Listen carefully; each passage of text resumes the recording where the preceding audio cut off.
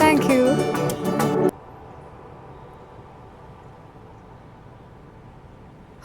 ഈശ്വരാ.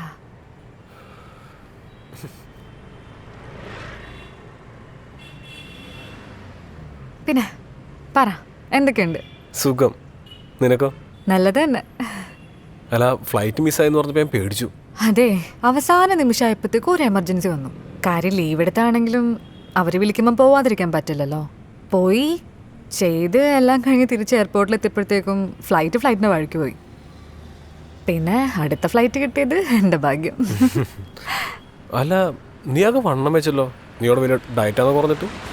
ഫുഡും ഉറക്കവും പിന്നെ ഹോർമോണൽ ചേഞ്ചസും അതിനെപ്പറ്റി പറയാതിരിക്കുന്നതാണ് നല്ലത്. ഓ,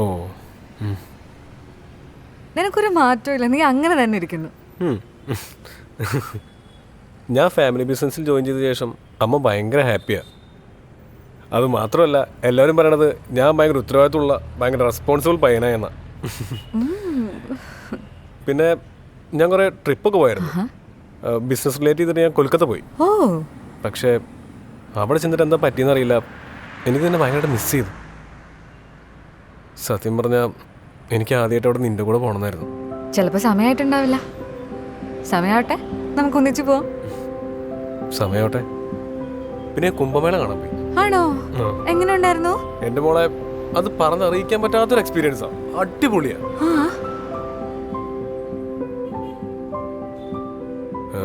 ഇടയ്ക്ക് എനിക്ക് നിന്നെ ശരിക്കും മിസ് ചെയ്യാറുണ്ട്.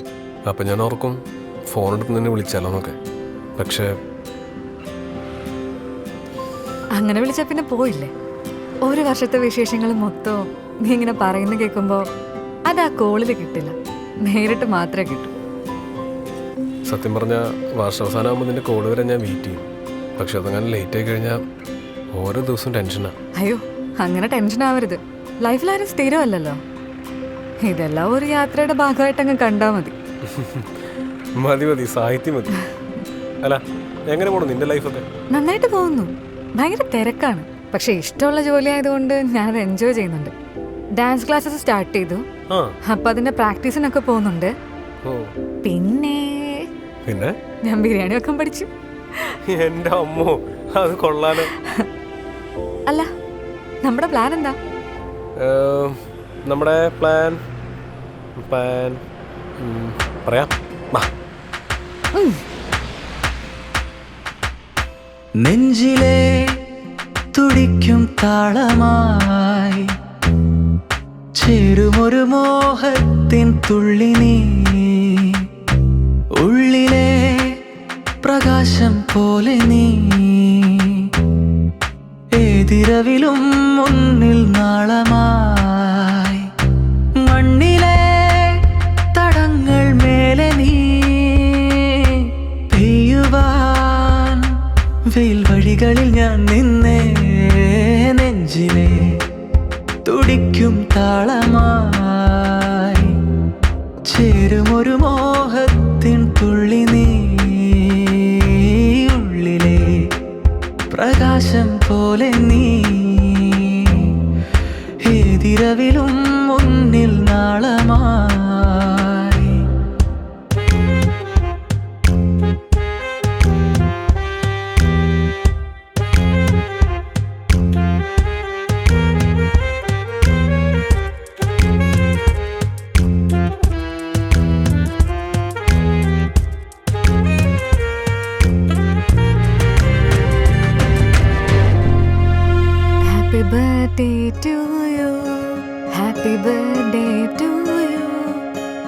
Happy birthday dear Arjun.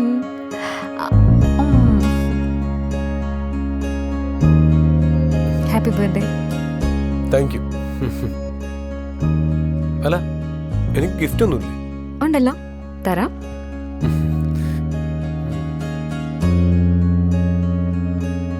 Cheers. ഞാനിന്ന് രാവിലെ തന്ന ബൊക്കയിലെ പൂക്കളില്ലേ, അത് മാക്സിമം എത്ര ദിവസം ഫ്രഷ് ആയിട്ടിരിക്കും? കൂടിപ്പോയൊരു 4 ദിവസം. അതിനുള്ളിൽ അത് വാടിപ്പോവില്ലേ? അതുപോലെയാണ് ഈ കൂടിക്കാഴ്ചയുടെ സന്തോഷം. പെട്ടെന്ന് തീർന്നു. എല്ലാ പ്രാവശ്യവും ഈ പിരിയുന്ന ലാസ്റ്റ് മൊമെൻ്റ് ഉണ്ടല്ലോ, അത് ഭയങ്കര പെയിൻഫുള്ളാണ്. അതുകൂടാതെ അടുത്തൊരു വർഷം വരെയുള്ള കാത്തിരിപ്പും. അത് വാടിപ്പോകുന്ന പൂക്കളാവാൻ നമ്മൾ സമ്മതിക്കരുത് അർജുൻ. ഓരോ തവണ കാണുമ്പോഴും കഴിഞ്ഞ വർഷം കിട്ടിയ അതേ സന്തോഷം, അതേ ഫീല് കിട്ടാൻ വേണ്ടിയല്ലേ നമ്മൾ ഈ നോ കോണ്ടാക്ട് റൂള് വെച്ചിരിക്കുന്നത്. ഇതിലേറ്റവും ഭംഗിയുള്ള കാര്യം എന്താന്ന് വെച്ചാൽ, ഈയുള്ള കാലത്ത് അടുപ്പിച്ച് 3-4 ദിവസം മിണ്ടാതിരുന്ന അത് മതി ആ റിലേഷൻഷിപ്പിൽ ഗ്യാപ്പ് വരാൻ. പക്ഷെ നമ്മൾ രണ്ടുപേരും എപ്പോഴും പരസ്പരം മനസ്സിലാക്കും. നീ എന്തായിരിക്കും ചിന്തിക്കുന്നതെന്ന് എനിക്കറിയാം, ഞാൻ എന്തായിരിക്കും ചിന്തിക്കാന്ന് നിനക്കും അറിയാം. അതല്ലേ ഏറ്റവും വലിയ കാര്യം. അതെ, ഞാൻ കുറച്ച് പുതിയ കാര്യങ്ങൾ തീരുമാനിച്ചിട്ടുണ്ട്. ഓരോ വട്ടവും നമ്മൾ കണ്ടു പിരിഞ്ഞതിന് ശേഷവും നമ്മുടെ ഓരോ ഓർമ്മകളെയും റിവൈൻഡ് ചെയ്ത് കാണുന്നതിന് പകരം എനിക്കറിയായിരുന്നു നീ അവസാനം ഇതിലേക്ക് തന്നെ പറഞ്ഞെത്തുമെന്ന്.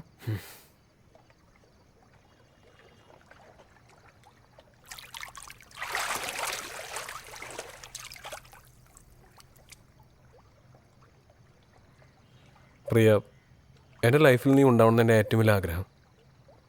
ഈ സൗഹൃദം എനിക്ക് ഒരുപാടാണ്, പക്ഷേ അതിലും വലുതാണ് എനിക്ക് നിൻ്റെ അടുത്തുള്ള പ്രണയം. അതുണ്ടല്ലോ, പിന്നെന്താ? എടി, കഴിഞ്ഞ കുറേ വർഷങ്ങളായിട്ട് എൻ്റെ ഓരോ പിറന്നാളിലും നമ്മൾ എന്താ കാണിക്കുന്നത്? ഓരോ സ്ഥലങ്ങളിൽ വെച്ച് കാണുന്നു, പിരിയുന്നു, പിന്നെ അടുത്ത വർഷത്തേക്കുള്ള കാത്തിരിപ്പ്. ഇതല്ലേ?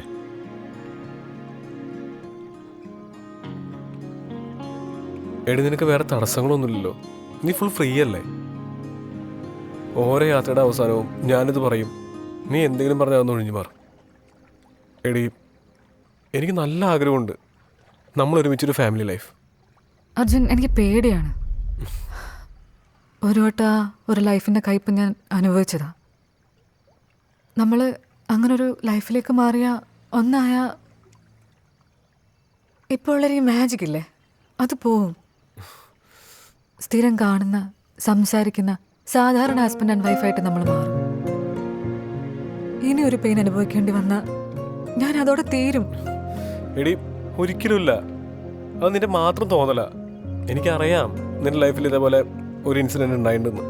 പക്ഷെ എടി, എല്ലാവരും അതുപോലെ അല്ലല്ലോ. ഇനി അങ്ങനെ സംഭവിക്കണമെന്നില്ല. ഞാൻ നിനക്കൊരു ഉറപ്പ് തരാം, നീ എൻ്റെ ലൈഫിലേക്ക് വന്നാൽ ഞാൻ ഭയങ്കര ഹാപ്പി ആയിരിക്കും. അതുപോലെ തന്നെ നിന്റെ മുഖത്ത് ചിരി മാറാതെ ഞാൻ നോക്കിക്കോളാം. I swear.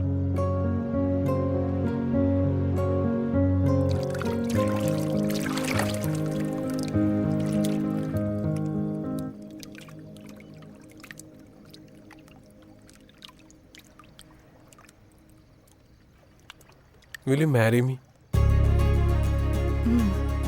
ഇംപ്രസ്ഡ്. ഞാനത് പ്രതീക്ഷിച്ചതാ. നീ എവിടെ വരെ പോകുന്നു എന്ന് എനിക്ക് അറിയണമായിരുന്നു. ഞാൻ തരാന്ന് പറഞ്ഞ ബർത്ത്ഡേ ഗിഫ്റ്റ് ഇല്ലേ, ഇറ്റ്സ് യെസ്.